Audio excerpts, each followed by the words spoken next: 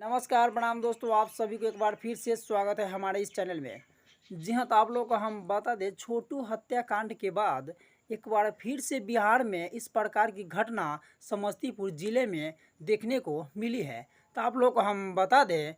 छोटू हत्याकांड के बाद समस्तीपुर ज़िले में पंकज सोनी यानी कि सोनी नाम की लड़की से पंकज कुमार लड़का ने प्यार कर रहा था, जिसको लेकर के सोनी के परिवार वालों ने शायद इससे नाखुश थे और पंकज कुमार को हत्या कर दिया गया है। लेकिन आप लोग को हम बता दें, अभी तक इसमें क्लियर नहीं हो पाया है कि पंकज को हत्या में सोनी को परिवार वालों की हाथ है या किस प्रकार से उसको हत्या कर दिया गया है। उसको भी इस प्रकार से हत्या कर दिया गया था, उसको मारने के बाद उसको बिजली के जो पोल होती है बड़े वाले, उस पर उसको लटका दिया गया था। तो आप लोग को हम बता दें, बिहार में इस प्रकार की जो प्यार वाली सिलसिला में लड़का की जो प्राण जा रही है, तो कहीं ना कहीं सबसे बड़ी गलती लड़का का गलती होता है।